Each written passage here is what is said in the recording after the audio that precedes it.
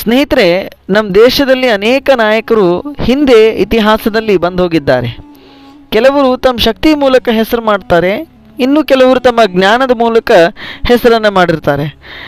ಆದರೆ ಒಬ್ಬ ನಾಯಕನ ಹೆಸರನ್ನು ಕೇಳಿದಾಗ ಪ್ರಾಮಾಣಿಕತೆ, ಸರಳತೆ ಮತ್ತು ನಿಷ್ಠೆ ಅನ್ನೋದು ತುಂಬ ಮನಸ್ಸಿಗೆ ನೆನಪಾಗುತ್ತೆ.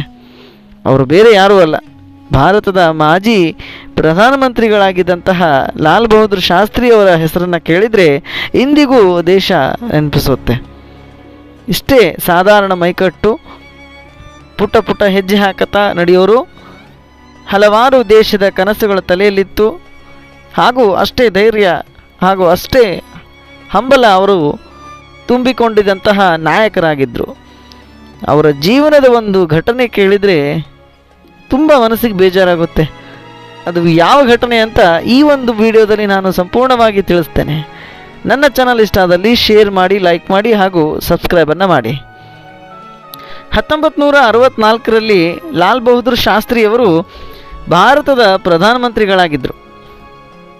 ಅಷ್ಟು ಪ್ರಧಾನಿಯಾಗಿದ್ದರೂ ಕೂಡ ತುಂಬ ಸರಳವಾದಂತಹ ಜೀವನ ಅವರು ನಡೆಸ್ತಾ ಇದ್ದರು.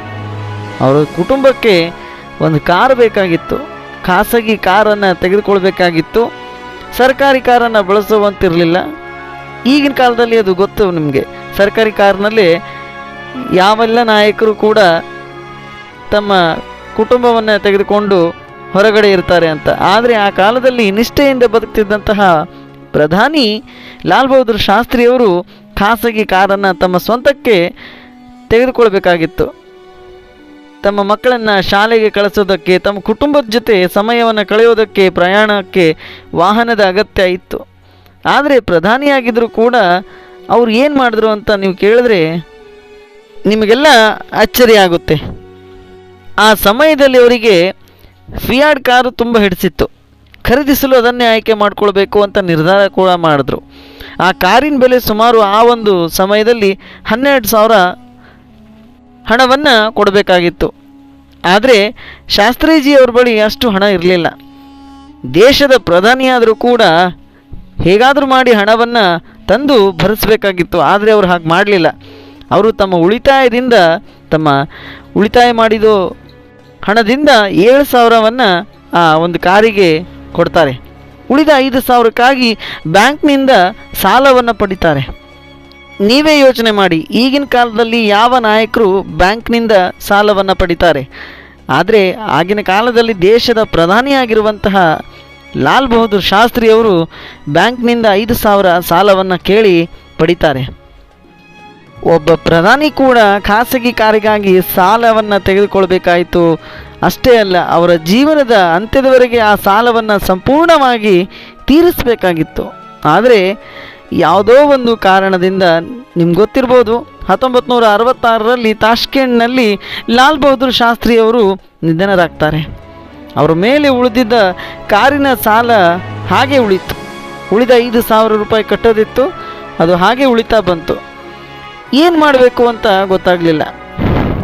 ಅವರ ಮಡದಿಗೆ ಒಂದು ಕಡೆ ತಮ್ಮ ಪತಿಯನ್ನು ಕಳೆದುಕೊಂಡಿರೋ ನೋವು ಒಂದು ಕಡೆ, ಆದರೆ ಇತ್ತ ಆಗಿನ ಸಮಯದಲ್ಲಿ 5,000 ಅಂತ ಅಂದರೆ ಅದು 1,00,000ಕ್ಕೆ ಸಮ ಆಗಿತ್ತು. ಇದನ್ನು ಹೇಗೆ ಭರಿಸಬೇಕು ಅನ್ನೋ ಯೋಚನೆ ಕೂಡ ಆಗಿತ್ತು. ಸ್ನೇಹಿತರೆ, ಪಿಂಚಣಿ ಹಣವನ್ನು ಕೊಡ್ತಾಯಿದ್ರು. ಈ ಪಿಂಚಣಿ ಹಣವನ್ನು ಲಾಲ್ ಬಹದ್ದೂರ್ ಶಾಸ್ತ್ರಿಯವರ ಹೆಸರಿನಲ್ಲಿ ಬಂದಂತಹ ಹಣವನ್ನು ಅವರ ಮಡದಿ ಲಲಿತಾ ಶಾಸ್ತ್ರಿಯವರು ಬ್ಯಾಂಕಿನಲ್ಲಿ ತಿಂಗಳಿಗೊಮ್ಮೆ ಆ ಕಾರಿನ ಹಣವನ್ನು ತೀರಿಸ್ತಾ ಬಂದರು. ಪ್ರಧಾನಿ ಹೆಂಡತಿಯಾಗಿದ್ದರೂ ಕೂಡ ಆ ಪ್ರಾಮಾಣಿಕತೆ, ಆ ನಿಷ್ಠೆ, ಆ ಒಂದು ಸರಳತೆಯ ನೆರಳು ಅವ್ರ ಮೇಲೆ ತುಂಬ ಇತ್ತು. ಶಾಸ್ತ್ರೀಜಿ ನಮಗೆ ಬೋಧಿಸುವ ಸಂದೇಶ ಕೂಡ ಇದೆಯಲ್ಲ, ವೈಯಕ್ತಿಕ ಜೀವನದಲ್ಲಿ ಪ್ರಾಮಾಣಿಕತೆ ಇರಬೇಕು, ಸಾರ್ವಜನಿಕ ಜೀವನದಲ್ಲಿ ಸೇವಾ ಮನೋಭಾವ ಇರಬೇಕು ಅಂತ ಹೇಳೋದು ಕೂಡ ಶಾಸ್ತ್ರೀಜಿಯವರ ಈ ಒಂದು ಘಟನೆ ನಮಗೆ ತುಂಬ ನೆನಪಾಗುತ್ತೆ.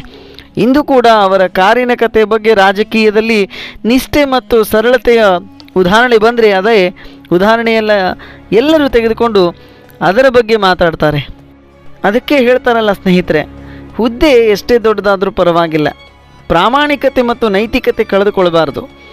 ಲಾಲ್ ಬಹದ್ದೂರ್ ಶಾಸ್ತ್ರೀಜಿಯವರು ಪ್ರಧಾನಮಂತ್ರಿಯಾಗಿದ್ದರೂ ಕೂಡ ತಮ್ಮ ಕುಟುಂಬಕ್ಕಾಗಿ ಕಾರನ್ನು ಖರೀದಿಸಲು ಸಾಲವನ್ನು ತೆಗೆದುಕೊಂಡರು. ಸರ್ಕಾರದ ಸೌಲಭ್ಯ ಎಂದಿಗೂ ಬಳಸಲಿಲ್ಲ. ಅವರ ಸರಳ ಜೀವನ ಶೈಲಿ ಮತ್ತು ನಿಷ್ಠೆ ಅವರನ್ನು ಸದಾಕಾಲ ಜನನಾಯಕರನ್ನಾಗಿ ಮಾಡ್ತು.